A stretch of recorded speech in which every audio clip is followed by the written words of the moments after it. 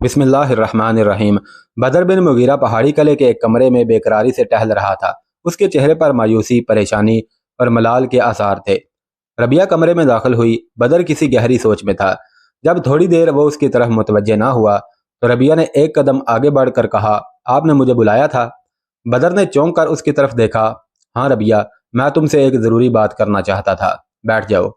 اس کا لہجہ اس قدر مغموم تھا کہ ربیہ سہم کر رہ گئی۔ وہ کرسی کے قریب پہنچی لیکن تذبذب کی حالت میں کھڑی رہی۔ بدر نے پھر کہا، بیٹھ جاؤ ربیہ۔ ربیہ نے کرسی پر بیٹھتے ہوئے کہا، آپ بہت پریشان ہیں۔ کچھ دیر خاموش رہنے کے بعد بدر نے جواب دیا، ربیہ، میں تمہارے متعلق سوچ رہا تھا۔ نصرانیوں کے خلاف ہماری جنگ ایک فیصلہ کن دور میں داخل ہو چکی ہے۔ میں یہ محسوس کرتا ہوں کہ اب تمہارا یہاں رہنا ٹھیک نہیں۔ ربیہ اچانک اٹھ کھڑی ہو گئی۔ وہ کچھ کہنا چاہتی تھی لیکن اس کی آواز بیٹھ گئی۔ وہ سراپا التجا بن کر اس کی طرف دیکھ رہی تھی۔ بدر نے کہا، بیٹھ جاؤ ربیہ، میں نے ابھی اپنی بات ختم نہیں کی۔ ربیہ بیٹھ گئی پر بدر نے تھوڑی دیر سوچنے کے بعد کہا، تمہیں معلوم ہے کہ فرڈینینڈ کے طویل محاصرہ کے باعث غرناطہ کے حالات مخدوش ہو چکے ہیں۔ خیرہ نویدہ کے راستے رزد کا جو تھوڑا بہت سامان ہماری کوششوں سے وہاں پہنچ رہا ہے، لاکھوں انسانوں کی ضرورت پوری نہیں کر سکتا۔ لوگ فاقہ کشی سے تنگ آ چکے ہیں۔ اب سردیاں آنے والی ہیں۔ موسیٰ نے میرے ساتھ یہ فیصلہ کیا تھا کہ وہ غرناطہ کی فوج کے ساتھ اگلے مہینے کی پہلی تاریخ حملہ کرے گا، اور میں نے اس دن اپنی ساری قوت کے ساتھ عقب سے حملہ کرنے کا وعدہ کیا تھا۔ ہمیں اپنی فتح پر یقین تھا، لیکن آج مجھے موسیٰ کا خط ملا ہے۔ اس نے لکھا ہے کہ ابو عبداللہ کے وزیر نے فرڈینینڈ کے ساتھ صلح کی بات چیت شروع کر دی ہے۔ سرکردہ امراء کی اکثریت صلح کے حق میں ہے اور غداروں کی کوششوں سے عوام میں بھی ایک ایسا عنصر پیدا ہو چکا ہے جو صلح کے لیے بےتاب ہے۔ کیونکہ اس بات کا اندیشہ ہو گیا تھا کہ حملے کے دن ابو عبداللہ اور اس کے امراء کی نیت بدل نہ جائے، اس لیے موسیٰ نے یہ حملہ ملتوی کر دیا ہے۔ اس نے لکھا ہے کہ وہ حملے کا کوئی اور دن متعین کر کے مجھے اطلاع دے گا۔ موسیٰ مایوس ہونے والے انسانوں میں سے نہیں، لیکن اس کا خط پڑھ کر میں یہ محسوس کرتا ہوں کہ غرناطہ کے حالات بہت مخدوش ہیں۔ ربیہ، تم یہ سمجھ سکتی ہو کہ اگر خدا نہ خواستہ غرناطہ ہمارے ہاتھ سے نکل گیا تو قسطلہ کا سیلاب ہمارے خلاف امڑ آئے گا۔ اس لیے میں نے یہ فیصلہ کیا ہے کہ ایسا وقت آنے سے پہلے تمہیں مراکش بھیج دیا جائے۔ سلطان میرے والد کا دوست ہے۔ منصور اور بشیر کے خاندان کے بہت سے لوگ وہاں موجود ہیں۔ وہاں تمہیں کوئی تکلیف نہ ہوگی۔ بدر ربیہ کی طرف دیکھنے کی بجائے باہر کی طرف کھلنے والے دریچے کی طرف دیکھ رہا تھا۔ ربیہ کا دل بیٹھ گیا۔ وہ کچھ دیر خاموش بیٹھی رہی۔ بالآخر اس نے بھرائی ہوئی آواز میں کہا، تو آپ مجھے مراکش بھیجنے کا فیصلہ کر چکے ہیں؟ نہیں، بدر نے کہا، تمہیں میرے متعلق غلط فہمی نہیں ہونی چاہیے۔ میں نے صرف مشورہ دیا ہے اور مجھے امید ہے کہ تم میرا مشورہ قبول کرو گی۔ ربیہ نے ابدیدہ ہو کر کہا، آپ یہ کیوں نہیں کہتے کہ ربیہ، تمہارا دل کمزور ہے، تم ایک شاہین کی قوت پرواز کا ساتھ نہیں دے سکتی، اس لیے میرا حکم ہے کہ تم یہاں سے چلی جاؤ، یہاں تمہاری ضرورت نہیں۔ بدر نے کہا، میری دنیا میں کانٹوں کے سوا کچھ نہیں، اور قدرت نے تمہیں کانٹوں پر چلنے کے لیے نہیں بنایا۔ ربیہ نے جواب دیا، قدرت نے مجھے آگ کی چتا میں ڈالا تھا اور جلنے کی بجائے میں ان کانٹوں پر چلنے کی خواہش کی تھی۔ آپ کی راہ کے کانٹے مجھے پھولوں سے زیادہ عزیز ہیں۔ آپ کے ساتھ چلتے ہوئے میرے پاؤں نہیں ڈگمگائیں گے، اور آپ یہ کیوں نہیں سوچتے کہ آپ کی طرح میں بھی ایک مقصد کے لیے زندہ ہوں۔ قدرت نے میری زندگی کا راستہ اسی شاہراہ سے ملا دیا ہے جس پر آپ گامزن ہیں۔ آپ نے وعدہ کیا تھا کہ غرناطہ کا محاصرہ اٹھ جانے کے بعد۔ ربیہ آگے کچھ نہ کہہ سکی۔ اس نے اپنا چہرہ دونوں ہاتھوں میں چھپا لیا اور سسکیاں لینے لگی۔ بدر بن مغیرہ نے متاثر ہو کر کہا، ربیہ، مجھے غلط نہ سمجھو، تمہارا رفیق حیات بننا میرے لیے باعث فخر ہے۔ میرے لیے تم وہ سرسبز درخت ہو جن کی چھاؤں میں ایک تھکا ہوا مسافر پناہ لیتا ہے۔ اس دن جب میں نے تم سے شادی کی درخواست کی تھی، میں یہ سمجھتا تھا کہ غرناطہ کی جنگ سے فارغ ہو کر تمہارے ساتھ زندگی کے چند لمحات گزارنا میری گزشتہ تلخیوں اور صعوبتوں کے لیے بہت بڑا انعام ہوگا، لیکن اب میں یہ محسوس کرتا ہوں کہ میرے صحرا میں ایک آندھی کے بعد دوسری آندھی ہے۔ میں جس سمندر میں اپنی کشتی ڈال چکا ہوں اس کا ساحل روز بروز دور ہوتا جائے گا۔ میرے سامنے ایک بھنور کے بعد دوسرا بھنور ہوگا۔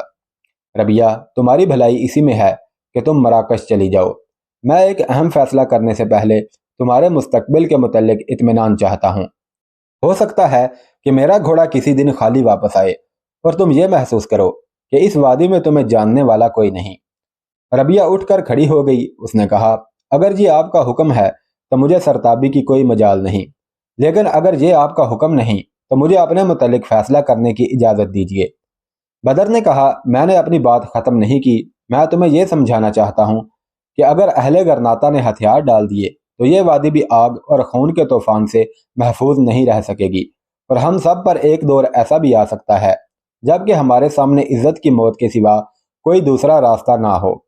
ربیہ نے کہا، تو کیا میں عزت کی موت میں آپ کا ساتھ نہیں دے سکتی؟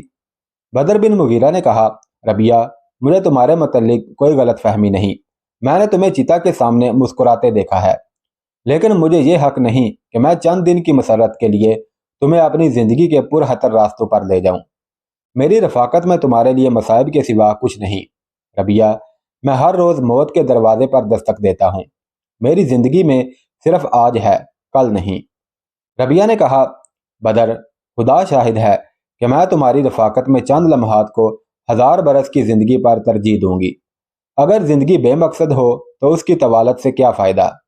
آپ کہتے ہیں کہ آپ طوفان سے پہلے مجھے کسی ساحل پر چھوڑ آنا چاہتے ہیں، لیکن اگر زندگی کا انجام موت کے سوا کچھ نہیں تو میں کنارے پر بیٹھ کر لہریں گننے کی بجائے بھنور میں آپ کا ساتھ کیوں نہ دوں؟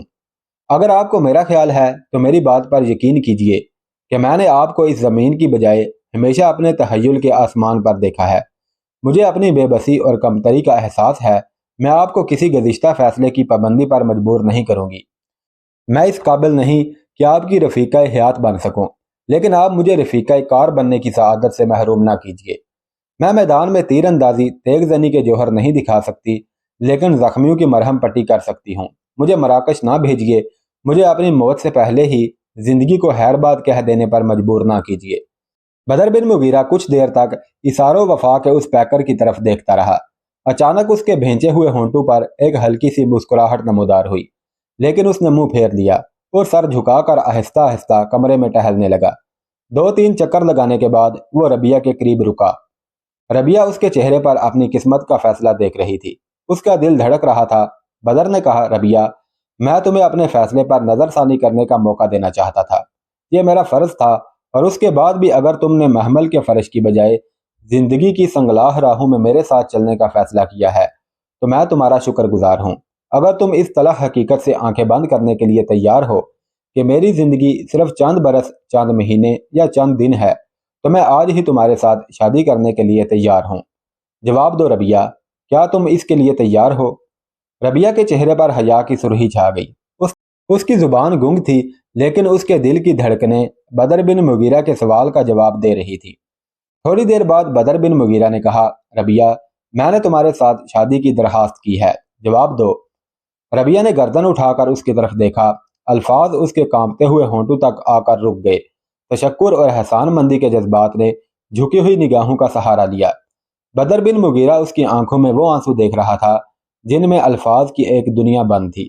اس نے حیرت زدہ ہو کر کہا، ربیہ، اگر میں نے تمہارا دل دکھایا ہے تو میں معذرت کے لیے تیار ہوں۔ ربیہ، تم رو رہی ہو؟ ربیہ نے جلدی سے اپنے آنسو پونچھتے ہوئے اس کی طرف دیکھا اور ملتجیانہ لہجے میں کہا، ان آنسوؤں کے لیے میری معذرت قبول کیجیے، مجھے یہ توقع نہ تھی کہ اس تمہید کے بعد ہماری گفتگو یہاں پر ختم ہوگی۔ یہ آنسو ایک بے بس عورت کا اظہار تشکر ہے۔ تو تمہیں آج ہی میرے ساتھ شادی کرنے پر کوئی اعتراض نہیں؟ بدر نے کہا۔ وہ سنجیدہ ہو کر بولی، آپ مذاق کر رہے ہیں؟ وہ بولا، میں مذاق نہیں کرتا۔ آج اگر کوئی حادثہ پیش نہ آیا تو ڈوبتے ہوئے سورج کی آخری نگاہ بدر بن مغیرہ اور ربیہ بنت ابو داؤد کو شوہر اور بیوی کی حیثیت سے دیکھے گی، لیکن آج ہی، اتنی جلدی؟ بدر نے جواب دیا، ہاں، اگر تمہیں اعتراض نہ ہو تو۔ ربیہ نے بدر بن مغیرہ کی طرف دیکھا اور کچھ کہے بغیر تیزی سے قدم اٹھاتی ہوئی باہر نکل گئی۔ ربیہ کے پاؤں ڈگمگا رہے تھے، دل کی دھڑکنوں کے ساتھ اس کی رفتار کبھی تیز اور کبھی سست ہو رہی تھی۔ وہ اینجلا اینجلا کہتی ہوئی اپنے کمرے میں داخل ہوئی۔ اینجلا دریچے کے سامنے کھڑی جھانک رہی تھی، اس نے مڑ کر ربیہ کی طرف دیکھا۔ ربیہ اپنے خیال کے مطابق اس کے لیے ایک بہت بڑی خبر لے کر آئی تھی، لیکن اینجلا کی آنکھوں میں آنسو دیکھ کر اس نے کہا، اینجلا، کیا ہوا؟ تم رو رہی ہو؟ اینجلا نے بھرائی ہوئی آواز میں کہا، تمہیں معلوم نہیں؟ ربیہ انتہائی پریشانی کی حالت میں اس کی طرف دیکھ رہی تھی۔ اینجلا نے اپنے آنسو پوچھنے کے بعد اس کی طرف دیکھا اور سوال کیا، ہم کب جا رہی ہیں؟ ربیہ نے پوچھا، کہاں؟ اینجلا نے کہا، ربیہ، तुम्हें मुझसे कोई बात छुपाने की ज़रूरत नहीं, वह मुझे सब कुछ बता गए हैं। कौन? बशीर बिन हसन। एंजेला ने कहा, हाँ, वो अभी आए थे। रबिया ने कहा, उसने तुम्हें यह बताया होगा कि हम मराकश जा रही हैं, लेकिन हम मराकश नहीं जाएंगी। एंजेला, मेरी बात पर यकीन करो, हम यहीं रहेंगी। एंजेला ने कहा, रबिया, आप दिल को फरेब देने से कोई फ़ायदा नहीं, हमारे मुकद्दर में यही कुछ था। रबिया ने कहा, तुमने बशीर को क्या जवाब दिया? एंजेला ने कहा, मैं उन्हें क्या जवाब दे सकती थी? वो आए और मुझसे ये कहकर चले गए कि तुम रबिया के साथ मराकश जा रही हो। वो बहुत मगमूम थे। रबिया, मैं जानती हूँ ये उनके दिल की आवाज़ ना थी, पेशतर इसके कि मैं उनसे कुछ कह सकती। वो तेज़ी के साथ बाहर निकल गए। मुझे उनसे शिकायत नहीं, उन्होंने मेरे साथ कोई वादा नहीं किया था, लेकिन तुम्हारा सरहदी काब तो तुम्हें शादी का पैगाम दे चुका था। उसने तुम्हारे सामने उन मजबूरियों का इजहार किया होगा जिनके बायस हमें मराकश भेजा जा रहा है। मुझे डर है कि गरनाता के हालात मखदूश हैं। रबिया ने कहा, अगर मैंने उनके साथ ख्वाब में बातें नहीं की तो आज गरूब आफ्ताब से पहले तुम्हारी बहन उनकी रफ़ीका हयात बन चुकी होगी। एंजेला, मेरी बात पर यकीन करो, तुम मराकश नहीं जाओगी, यह फैसला मनसूख हो चुका है। एंजेला बेहतियार आगे बढ़कर रबिया के साथ लिपट गई और हिचकियां लेते हुए बोली, रबिया, मुझे धोखा ना दो, खुदा के लिए सच कहो। रबिया ने कहा, मैं झूठ नहीं कहती। एंजेला, मेरी बात पर यकीन करो, मैं तुम्हें सब कुछ बताती हूँ, बैठ जाओ। एंजेला कुर्सी पर बैठ गई और रबिया ने उसके करीब दूसरी कुर्सी पर बैठते हुए बदर बिन मुगीरा के साथ अपनी मुलाकात की दास्तान शुरू कर दी। कला के दूसरे सिरे पर एक वसी कमरे में बशीर बिन हसन और दूसरे तबीब और जर्राह मरीजों की देखभाल में मसरूफ थे। बदर बिन मुगीरा उस कमरे में दाखिल हुआ। बशीर बिन हसन जख्मी को पट्टी बांध रहा था। अपने एक साथी का इशारा पाकर बशीर ने पीछे मुड़कर देखा और पट्टी को आहरी गिरा देने के बाद उठकर खड़ा हो गया। बदर ने कहा, आपको यहाँ कितनी देर लगेगी? बशीर ने जवाब दिया, मेरा काम करीबन ख़त्म हो चुका है। बदर ने कहा, मैं तुमसे एक ज़रूरी बात कहना चाहता हूँ।